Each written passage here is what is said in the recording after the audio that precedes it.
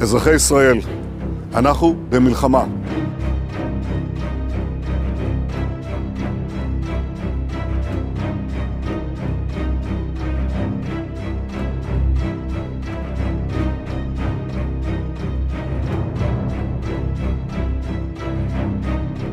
We've seen the number of people that Israel has killed, but not just killed and wounded, but they've destroyed the infrastructure and made it so that life in Gaza is no longer possible. Well, we have watched what is happening post the 7th of October, and we think that the actions, the military actions and the intentions of the State of Israel constitutes, in our opinion, genocide. The International Court of Justice will not order Israel to stop the war immediately, to issue a ceasefire.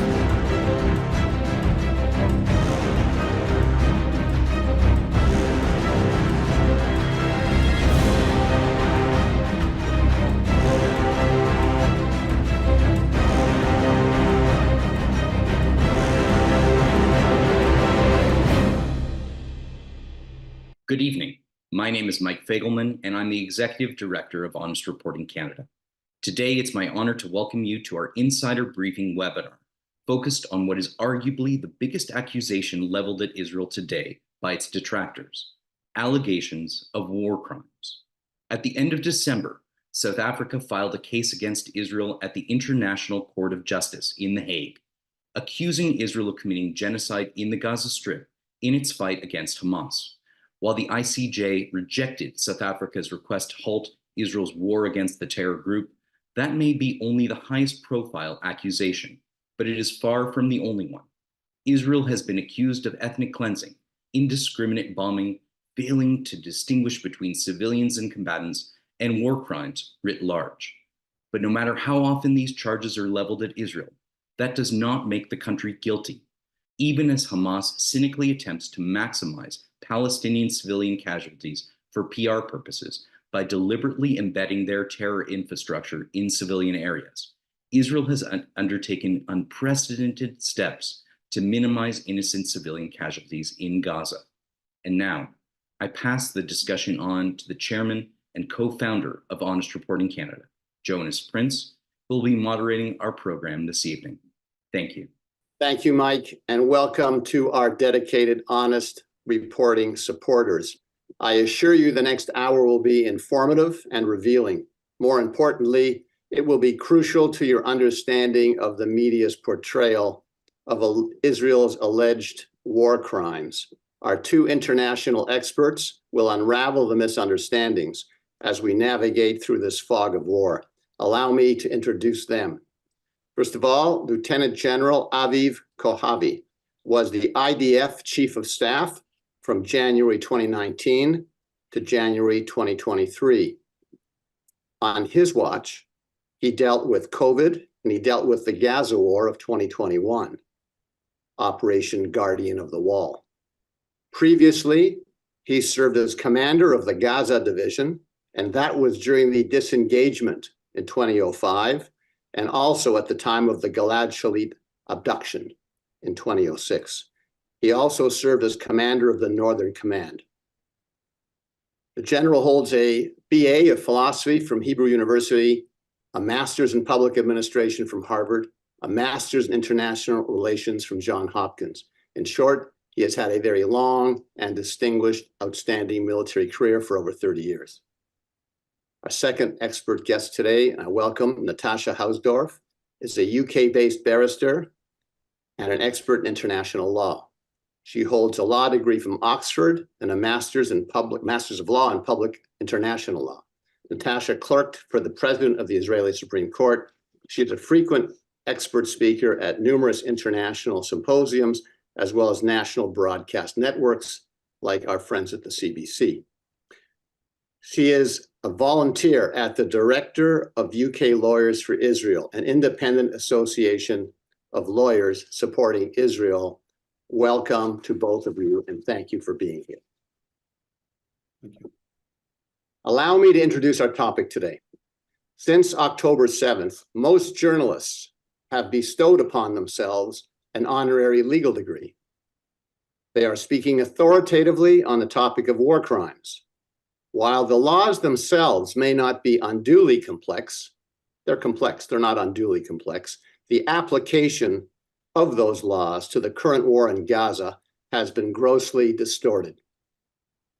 The words of war crimes, genocide, proportionality, siege, humanitarian crisis, have been weaponized by the media as well as Israel's enemies. The Iron Dome defense against these verbal missiles is knowledge. I urge you to stay tuned for the next hour as we unravel these issues. General, Natasha, I would like to frame our conversation into three broad categories, if you allow me. First of all, and we'll break these down, what is a legitimate basis to commence a war? Secondly, what are the rules that govern conduct during a war, the so-called international humanitarian law or laws of war? And thirdly, what is genocide? And we will discuss the recent ruling of the International Court of Justice. First of all, Natasha, it wouldn't be a proper legal conversation without some Latin phrases thrown around. What are the conditions under which states may resort to war, the so-called jus ad bellum? Well, the relevant situation here in terms of jus ad bellum, the conditions under which states may resort to war or armed conflict, really boils down to the concept of self-defense. Now, self-defense isn't a right bestowed upon any states by international law. It's in fact considered to be an inherent right. Arguably also, it's the first priority of any responsible government to keep its citizens safe. And the inherent right of self-defense is, for example, recognized in Article 51 of the UN Charter. It is considered so fundamental as being at the very heart of customary international law. In the context, however, of what we saw on the 7th of October, there are a few competing analyses. One would be that as of the 6th of October, there was in fact a ceasefire between Israel and Hamas, and your audience, I'm sure, will be aware of previous rounds of conflict at each point, unfortunately, started by Hamas. Each of those ended in ceasefire. And so we see that state of armed conflict as being a prolonged one, essentially, since shortly after the takeover by Hamas of the Gaza Strip in a violent coup where they threw their Fatah opposition members off the roofs of buildings. Since the first of these military operations led all the way back in 2008, 2009, there has been arguably a continuing armed conflict. And so we'd go all the way back to that point as opposed to looking at the 7th of October specifically. But even starting the clock, of course, the 7th of October, Israel's right of self-defense and the requirement that it resort to force to remove the threat that Hamas has posed is a given. And the war aims, as stated by the War Cabinet, defeating Hamas, ensuring that it can no longer present a threat to Israeli citizens, and releasing the hostages that were so brutally abducted on the 7th of October. Those are, of course, all legitimate war aims in the context of the start of this round of conflict. So, General, based on what Natasha has said, and I don't think anybody has doubted the denial, not anybody, but most people have not denied Israel's right of self-defense. You weren't chief of staff on October 7th, but you were several months before. What were the range of possible responses to that horrible attack on October 7th that the military would have considered? Well, first of all, thank you for having me. And with your permission, I would like to add a new facts before answering your direct question. First of all, 4 years ago, we have officially changed the name of Hamas as well as Hezbollah from terror organizations to terror militaries. Terror militaries. And why is that? Because we are not talking about an organization. This so-called organization is organized in companies, battalions, and brigades. It consists of tens of thousands of terrorists, and it holds state-of-the-art weapon systems. So the very notion, of terror organization is wrong. We are dealing and we are confronting a terror military. Now, it has to do with proportionality, and it has to do with the operational plans that we had, and this goes back to your question. Not only this, Hamas has entrenched itself, embedded itself in or among population for 15 years. It makes it very challenging to cope with such an organization.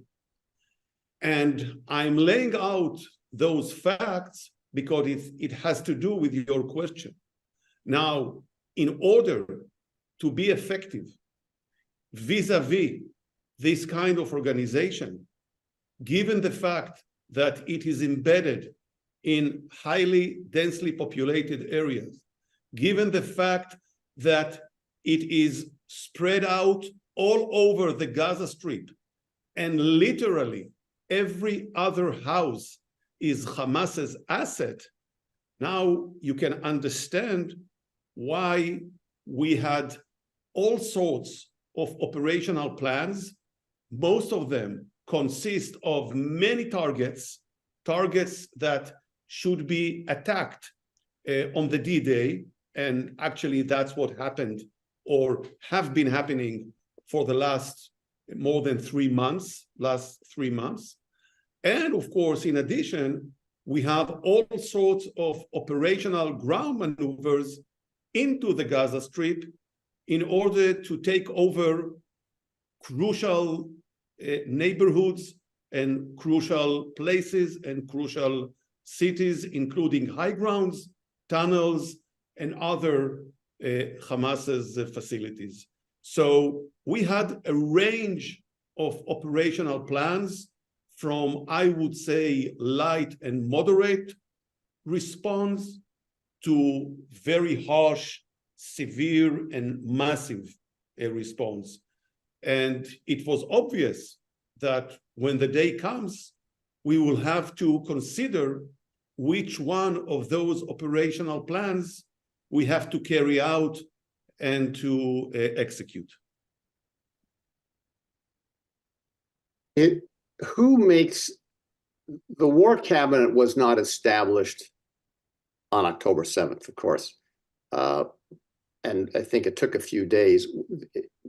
Who makes the decision as to which type of response will be taken, from a mild to a middle ground to a severe approach that was a war based on air, land, sea, and underground?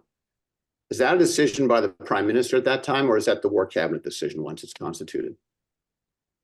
Well, usually it goes like this.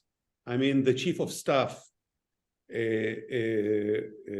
comes with his recommendations to the Minister of Defense, and after agreeing on the right response and after agreeing on which kind of operational plan to carry out, usually they would go together to the prime minister.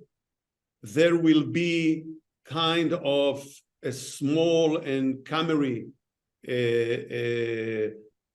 discussion, and then it will be presented to the cabinet, and usually the cabinet approves what the Minister of Defense and the Prime Minister have suggested.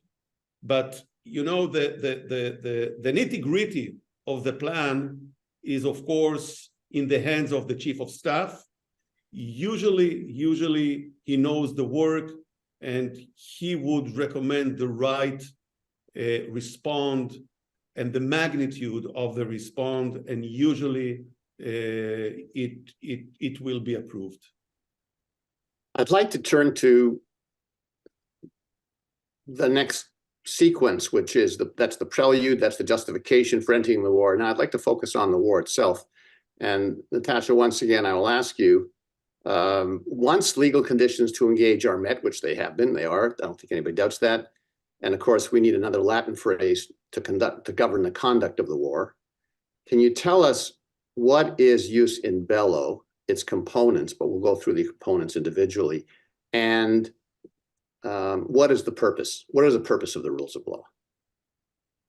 They were originally set down to provide a framework for law-abiding states to regulate what is the most horrific set of circumstances that anyone can possibly imagine. War is brutal and horrific in the truest sense. But the idea of establishing a set of guiding principles by which lawful armed conflict could be conducted was to minimize suffering in the first instance. And it was essentially based, the Geneva and Hague regulations were based for the most part on the assumption that formal armies would be engaging each other. And so one of the key principles under the laws of armed conflict, or often referred to as international humanitarian law, is the principle of distinction, which means that military personnel must distinguish themselves, mostly by wearing a uniform, from non-combatants or civilians. And likewise, when conducting armed conflict, one must, in terms of directing strikes, distinguish between lawful military targets, which would be military installations or military personnel, combatants, and those that are civilians or even protected, have a protected status, which we can come on to into a little bit. So one of the key principles of the laws of armed conflict is that principle of distinction, which was based upon the notion that lawful armies would be fighting each other, not so, unfortunately, where one is contending with a terror military, as General Kohavi has just described. The two other key principles that are worth bearing in mind in terms of the regulation of armed conflict are the principle of military necessity. So action must only be taken which is necessary for achieving legitimate military objectives. And those are, in the broader sense, I set out in the previous answer in terms of Israel's war objectives here. The final of the three key principles is perhaps the most misrepresented, and that is the principle of proportionality. And so frequently we will see this touted in the media as being a casualty count on both sides. Now, that is grotesque, not least because the corollary of that analysis is often that not enough Jews have died to justify Israel's response. But it also, unfortunately, would seek to, it seems, encourage Hamas's tactics of hiding behind civilians and using civilians as human shields, driving up the civilian casualty count as a means of putting pressure on Israel to desist with its lawful military activities. So it's very important to establish that proportionality is certainly not totting up casualty figures on both sides and deciding whether or not it's proportionate to continue armed conflict.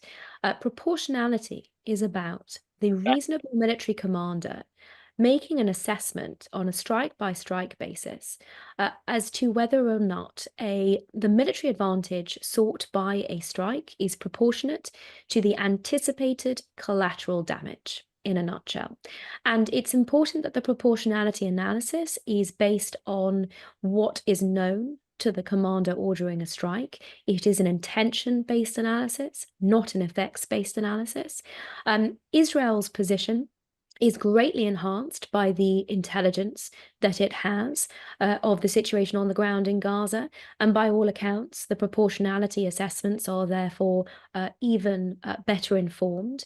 And the role of lawyers in conducting that proportionality analysis in the Israeli army and the IDF is also relatively unique, because the Military Advocate General Corps, the legal department of the IDF, it actually sits outside the chain of command.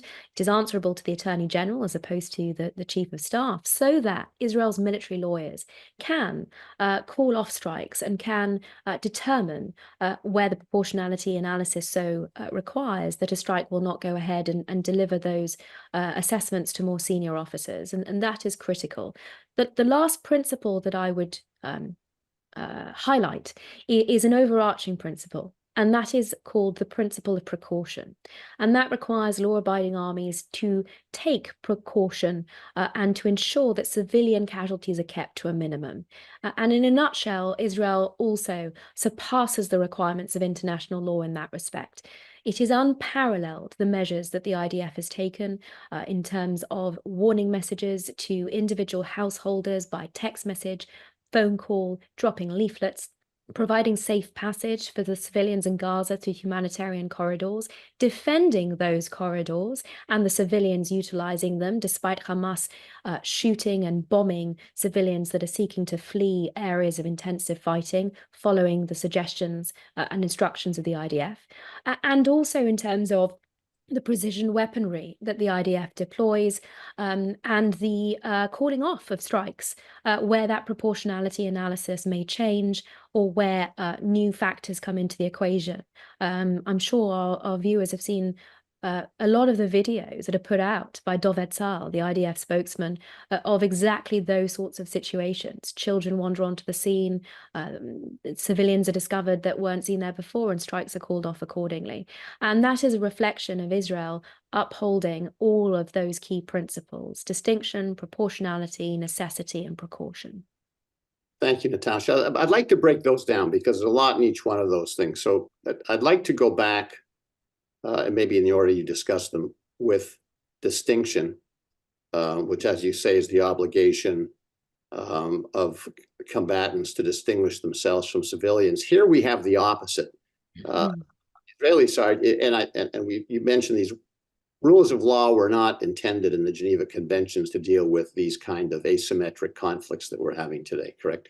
The idea that you have a group, a terrorist organization, let's say, that not only wears uniforms so they can be distinguished, but attempts to look like civilians so they can't be distinguished. And part of the problem, and I'd like to read you what a former U.S. Undersecretary of Defense said, Douglas Feith, which is a relatively new strategy. They've always used the local population as shields. But he says, and I'll read this to you, of the Hudson Institute, Hamas has adopted a strategy of, quote, human sacrifice. The strategy, unquote, the strategy seeks to maximize civilian deaths on its own side, which he points out is unprecedented in the annals of war. The objective is to generate international pressure on Israel and to strengthen Israel's enemies in their depiction of the Jewish state as a villain, unquote. That's what he says. And I'd like to ask you, General, because we know this question, you have a Hamas fighter who has arms in every second house, as you say, and he runs, you see somebody running in, fires, runs out. What's left behind are a civilian who lives in, a civilian resident who lives in the house. What happens? How do you instruct people, soldiers, what to do? How do you distinguish when the whole objective is to undistinguish, to make it as impossible as it can be to distinguish? How do you survive in the army? What do you do? What do you instruct your soldiers? Yeah. Well, you know, the first thing that we train, and I would say educate our soldiers and commanders, is to do whatever they can, is to do their utmost in order not to harm non-combatants and not to harm civilians. I'm saying to educate because, you know, before talking about all sorts of procedures, before talking about all set of rules, before talking about international law, it's about our values. first and foremost, we are educating our commanders not to harm civilians or to do whatever they can in order to minimize the suffering of civilians. This is, to a large extent, much more important than any set of rules, any procedure, any legal advisors assisting us in the war rooms. Now, as to your question, it is a dilemma. And actually, you know, it's not only about talking about the principle of distinction, it's not only about the uniform. Think of it, they are using every civilian facility in order to perpetrate their deeds, in order to execute their terrorism. So it's not only about the uniform. We are not talking about, you know, the war in Afghanistan or in Falkland, there in the wilderness of those islands. We are talking on highly densely populated area, and not for nothing, actually, the Gaza Strip has become the most entrenched, complicated, and complex array of terror organization or terror military in the world, in the history of warfare. The Gaza Strip is a product of 15 years of entrenchment, literally entrenchment inside the ground, underground, and in every other building. Now, after mentioning the education principle or the education element of our commanders, of course, we have a set of rules, we have procedures, we have special war rooms, we have special target committees. You know that in every war room, we have legal advisor. Every target we produce must undergo a special process before it becomes a legal target. And this is a very thorough process made of many stages, in each of which one person must approve the next stage. So one must understand every target that we are hitting, every bomb that we are dropping is only on military targets, short of the fact that we are doing whatever necessary in order to give the population the notice in advance, as Natasha mentioned, via leaflets, via SMS, via the radio, via representatives on the ground. So we are doing whatever we can in order to let them know in advance that we are about to strike this specific or designated neighborhood. And having said that, the war is full of dilemmas. The war is full with many moments where certain people must decide whether this target should be attacked or not. And I can tell you firsthand,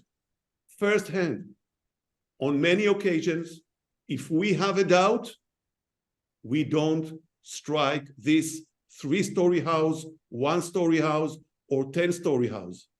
And sometimes we pay the toll for that. Sometimes after 2 minutes, we see the rocket get out from this building, firing at Sderot, Tel Aviv, or any other city. But there are many dilemmas, and usually the combination of procedures, rules, educated and experienced commanders, they have to judge, they have to assess, and to make the decision on the spot whether this target is worth striking or not. It's very tough. it's complex, it necessitates a lot of experience, and that's what we are doing even after such a genocidal attack like the one that we have experienced in October 7th.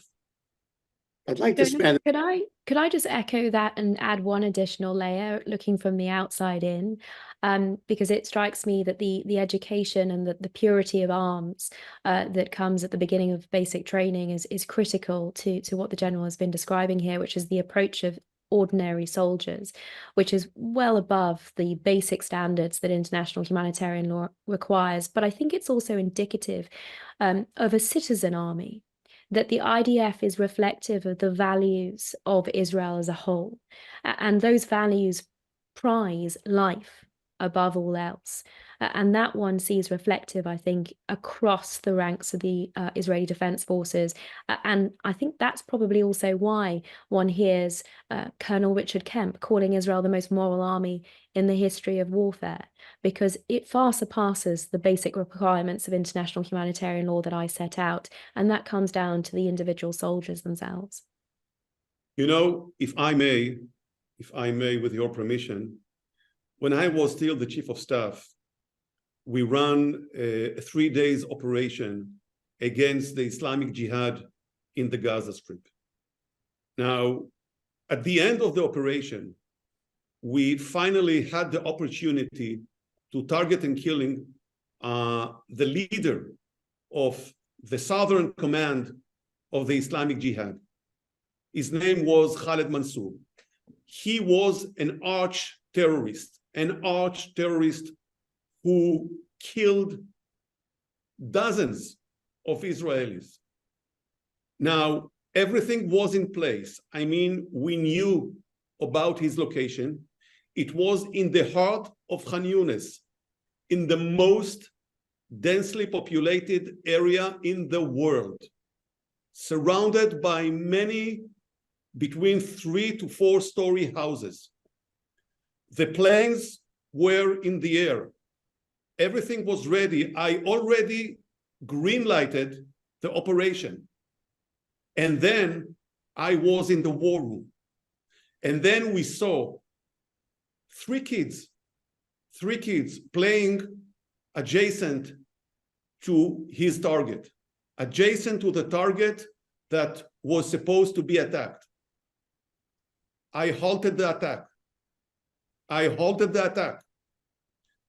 Once again, this was an arch terrorist. I halted the attack, and we waited 30 minutes, 60 minutes, 2 hours, and after 2 hours, I got a new piece of information, and that is that Khaled Mansour, this arch terrorist, was about to leave his hideout. And then we are going to miss the operation. I waited. And luckily, after additional 30 minutes, those 3 kids, they left. Then I green-lighted the operation, the strike. We attacked the target and we killed him. Once again, arch terrorist responsible for the death of dozens of Israelis. I'm not sure that any other military would have done the same. Now, it's not about me. It's not Aviv. I can tell you firsthand, many officers, maybe even right now, when I'm talking to you, many officers are experiencing the same thing every day, almost every hour. And this is the way they make their judgments. And that's why I mentioned the education and the roots and the heart of the way we are fighting terrorism, and not only, hiding behind the laws or the procedures or the rules of international law, which, of course, needless to say, we are committed to and we are obliged to. Before we leave this topic, and that's a remarkable example, I do think it's important for our viewers to understand this test. And we have a slide to the world. The media shows this as a sports score that looks like there. It's a sports score. There's a toll. It looks terrible. 1,419 Israelis, 25,500 Palestinians. It makes it look like a sports score, or if you're an accountant, double entry bookkeeping. It has this misleading notion that too few Israelis are getting killed. And I just like to point out something that maybe is obvious, but all the laws recognize civilians will die in war. It goes without saying, and it's tragic, but the laws recognize that.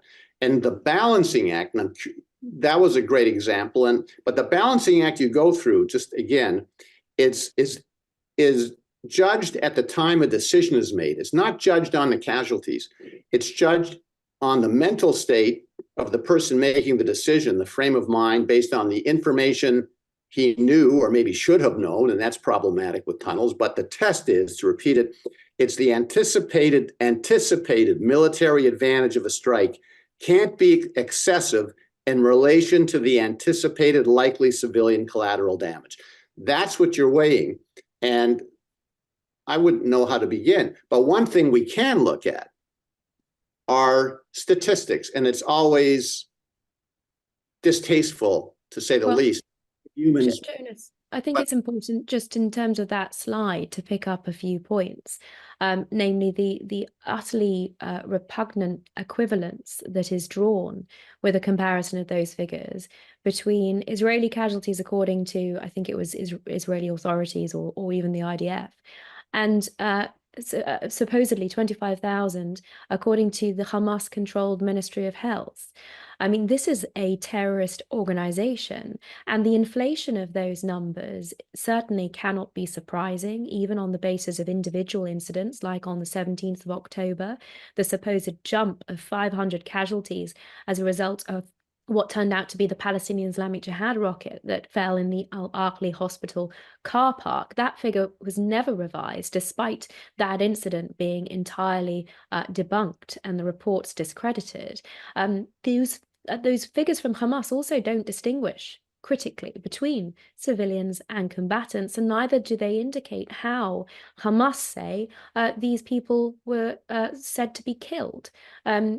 Whether they were shot by Hamas, bombed by Hamas, as reports of them bombing fleeing civilians have been confirmed even by the Americans, or indeed whether it is a result of Palestinian Islamic Jihad or Hamas rockets falling short in the Gaza Strip, which we know they do on a frequent basis. So those numbers are untrustworthy, do not show the important aspects of those answers to those questions, and nonetheless they are being reported, parroted by the media without the proper qualifications, and that's extremely problematic. But even with all that, if I can do a simple calculation to illustrate this, you know this, I think it's important for our viewers to know this. If you take, and the numbers change daily, but if you said there were 25,000, I know it's saying 26, and I hate to round off with human lives, but of approximately 9,000 to 10,000 were Hamas, you have a ratio of 15,000 civilians to 10,000 militants, which is, what's that, a 3-to-2 ratio? In the United... the latest figures is something like 1.8 to 1. So 1.8 civilians to every 1 combatant, which when one compares that with the global average put out by the United Nations in the context of urban warfare, 9 to 1, or compare it with the American figures put out for Iraq and Afghanistan, which were 3 to 1 and 5 to 1 respectively. I mean, the situation, despite every effort that Hamas has made, as you've quoted Doug Fife indicating, to increase civilian casualties and inflate that toll, the civilian to combatant ratio that it appears even on those inflated figures Israel has been able to achieve is utterly unparalleled and testament to the sorts of indications that the general was giving.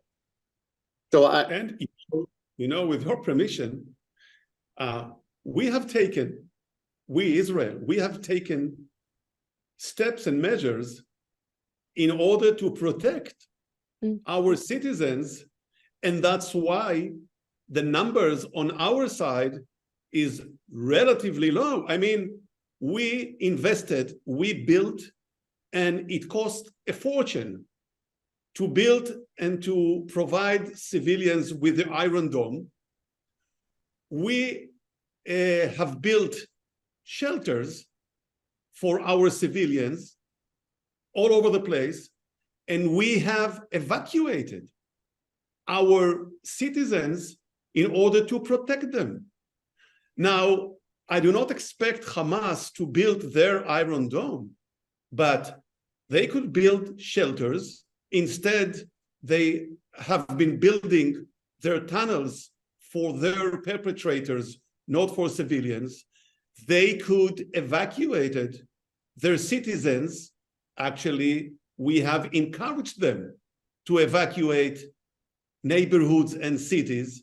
So make no mistake, big part of those numbers, or one of the main reasons for this asymmetry of numbers, is because we are doing our utmost in order to protect our citizens. General, can you say something about the hostages? Yeah, well, first of all, this is a priority for us. We are committed and we are obliged, and we must do whatever we can, of course, to bring them back. But for the sake of our discussion, I think that it is important to note that it's not only about the hostages is part of the ad bellum, but the hostages is also part of the in bellum.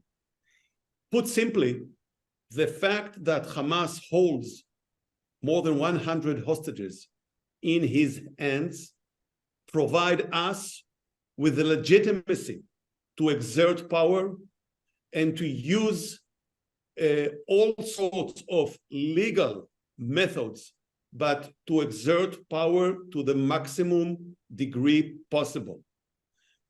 In other words, it's not only about the level of threat. When we are assessing the value of the targets, when we are assessing the tools and the methods that we are applying to the battle, the state of affairs, i.e. the hostages, should and must play a major role in our calculation.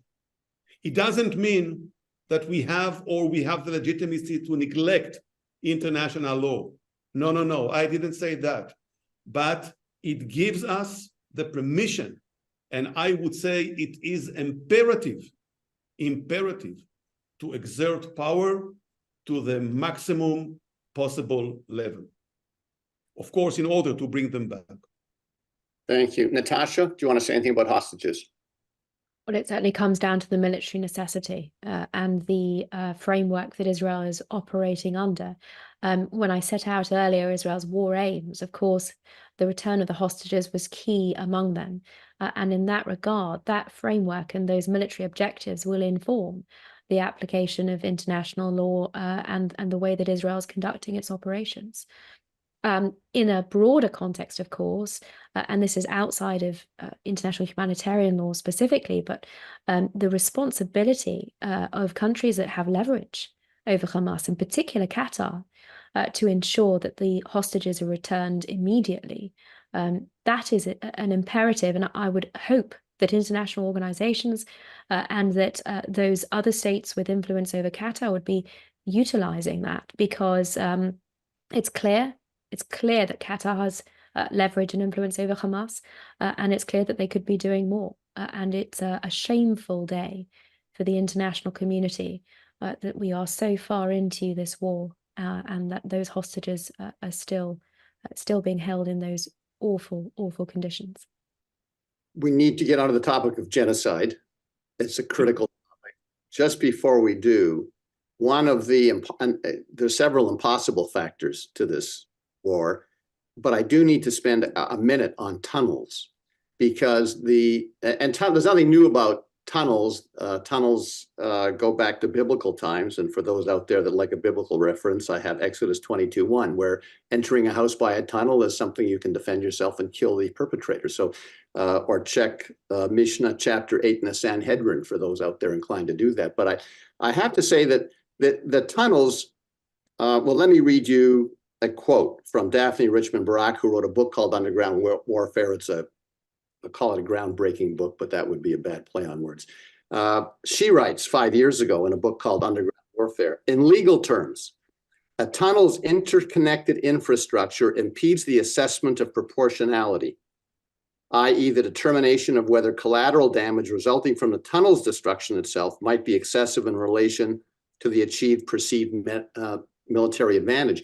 And I know that, and the tunnels for those, Natasha's in London, and we know that this is 30%, there's more tunnel than there is in the underground in London.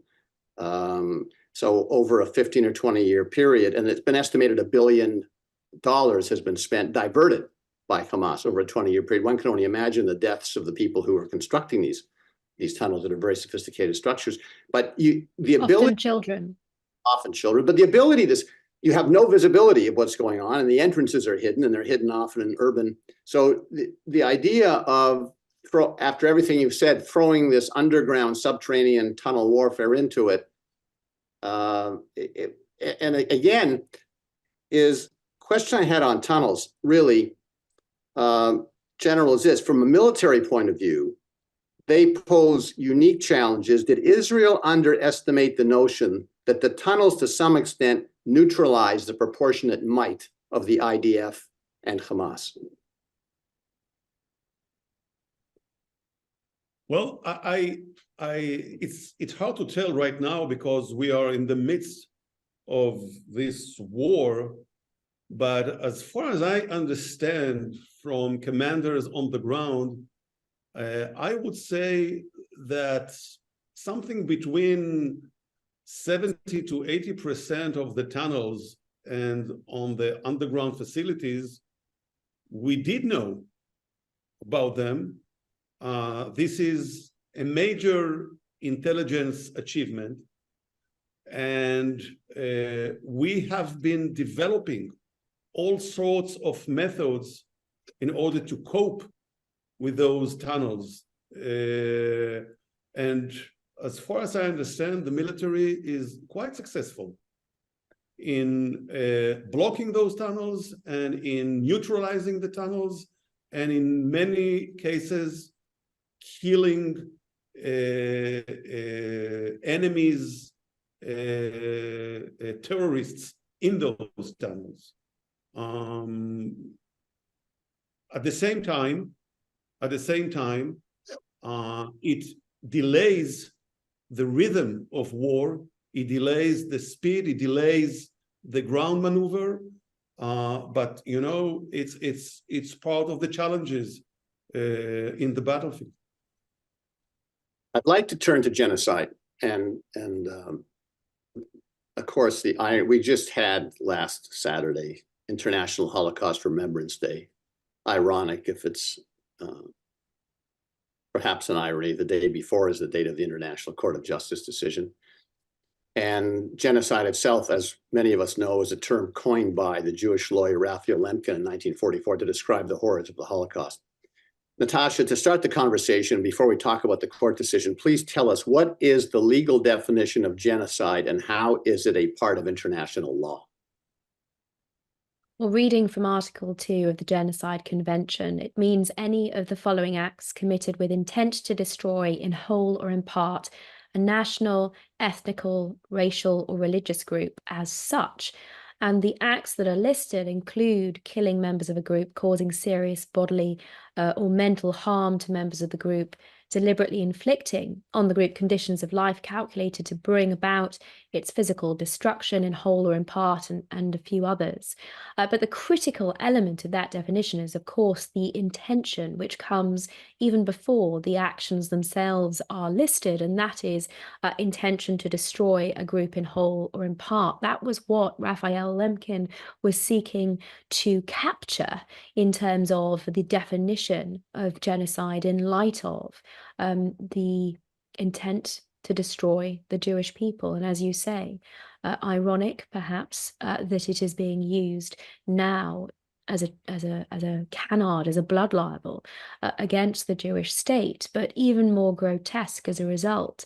I think it's extremely important to recognize that the reason South Africa has leveled this particular allegation against Israel is in fact a technical one. It is a hook by which it has sought to bring this case to the International Court of Justice by virtue of the fact that Israel is a party to the Genocide Convention, which I just read the definition from Article 2 from. And it has accepted the jurisdiction of the court by virtue of Article 9 of the Convention.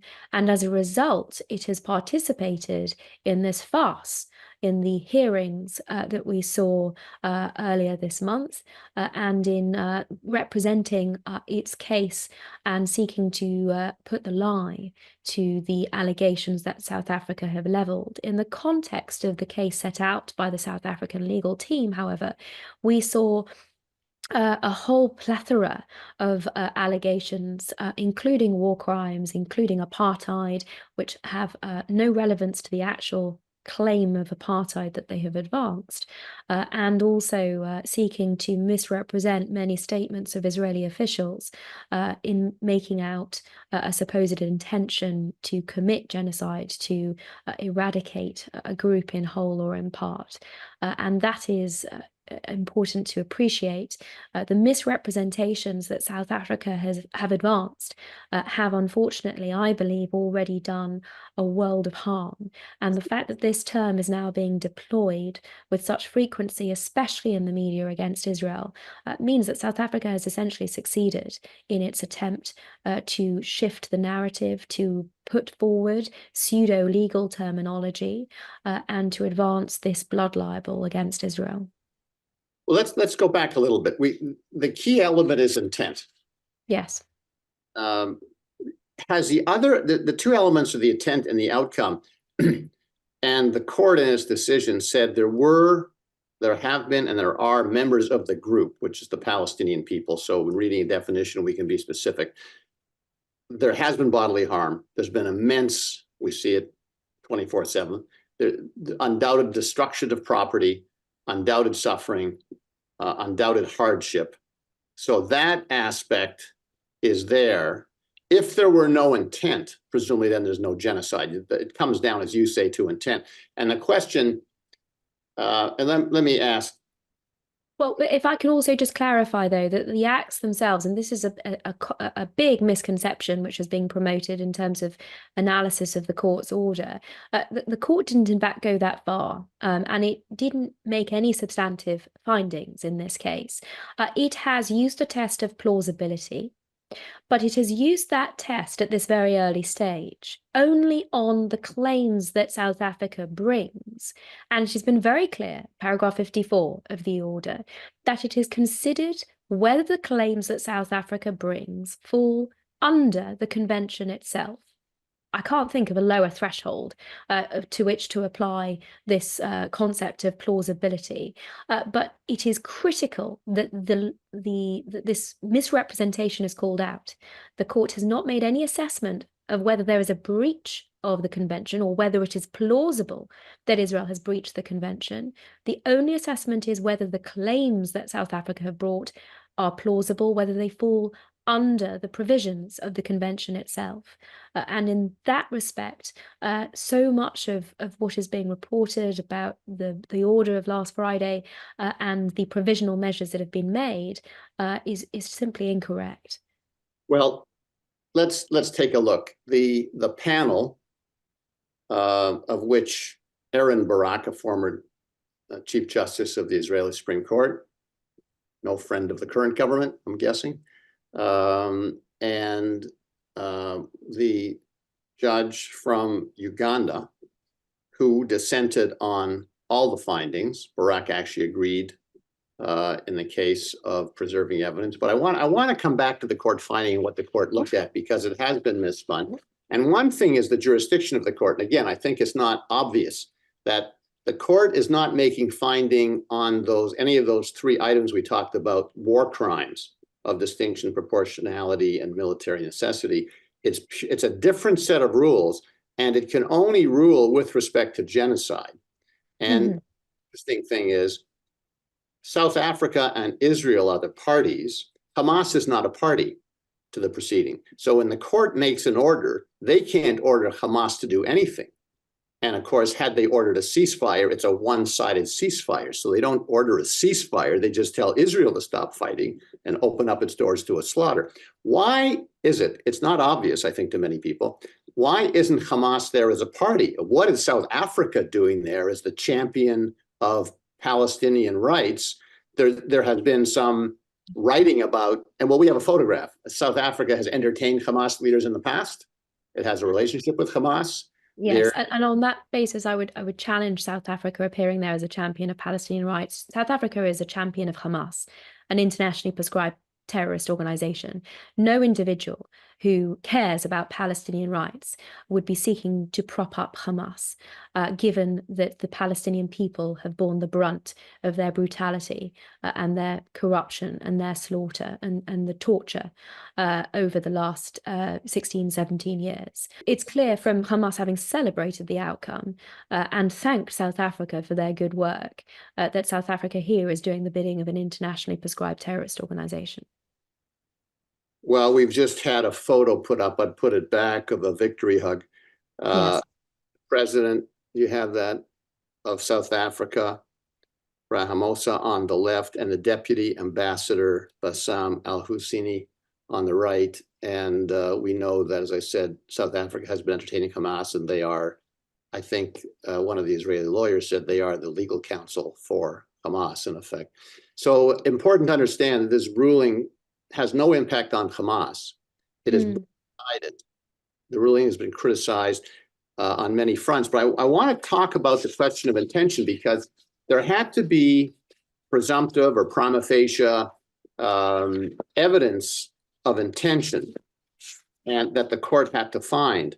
And Aaron Barak, in his reasons for his decision, points out that in terms of plausibility on intention, the court had to say something. They had to find something, and they found figures for in the death count itself, which he points out was very different from a prior precedent case in Gambia. But for the sake of today, we've already established the numbers themselves aren't evidence of anything, let alone intention. And then he looks to statements made by members of WHO and our friends UNRWA, our good friends, some statements they made, but even the statements he quotes, according to Barak, did not deal with intention. They were simply statements. And then he quotes 3 Israeli officials and makes the point that either the official had no standing, he was an official of the government, but had no standing to influence anything, or they were taken out of context. And the most extreme example is the quote from the Bible of Amalek, and we won't get into today, it's not our topic, who is Amalek and who were they and what do we know about them? However, clearly the reference is to Hamas in the immediate aftermath of the slaughter on October 7th. So points out that it's quite a stretch. And this is why the Ugandan judge dissents. If you were hired to argue the case for South Africa, where do you see intent? Where is there plausible intent? There is none. And it's important to be clear that the court didn't consider intent, because it didn't consider breaches of the Genocide Convention. It was very clear in adopting the previous case law, and I would perhaps even argue developing it in terms of the reduction further still of the threshold of plausibility.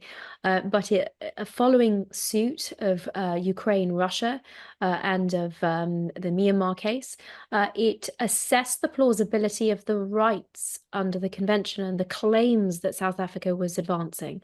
And in that respect, it was almost tautologous, or it was tautologous. It found that the claims that South Africa was advancing under the convention were plausibly claims under the convention. That is as far as the court's reasoning went. And the fact that the provisional measures that the court adopted essentially restate Israel's obligations under international law, under the Genocide Convention. There's no substantive advancement apart from the requirement that Israel provide a report on what it is doing to the court. Yes, the fact that the provisional measures are, as the South African judge termed them, redundant, I think underscore the fact that this was a complete non-event. There was nothing substantive found and nothing substantive required or ordered as part of the provisional measures, because there is no evidence that Israel is engaged in genocide. Quite the contrary. I'd like to go through very quickly what these provisional measures are as we wound down. And I do want to call out the name of the judge, not let her just be called the judge. She is Julia Seputindi, because her name needs to be known. She's a friend of Israel. And maybe I'm not so sure that she's taken the position as a friend of Israel. I think she's very clearly and cogently set out the law and applied it to the facts. And in that respect, she has done what I would have hoped that all the judges of the International Court of Justice would likewise have engaged in. Better said. She's my friend, though. Let's say but you know, if I may, a quick note. I truly do not understand this whole discussion about declarations, quotations from senior leadership in Israel. I mean, what matters is the deeds, the actions on the ground. And judging by the actions on the ground, here is what we are doing on a daily basis. First, we give each and every time an early warning to the population. Second, we set up corridors for this population to move from one place to another in order to be protected. Thirdly, we have secured those corridors in order to prevent Hamas to stop the migration of those people. And lastly, as I mentioned, we are selecting the targets in a very thorough and professional manners, and we are striking only military targets.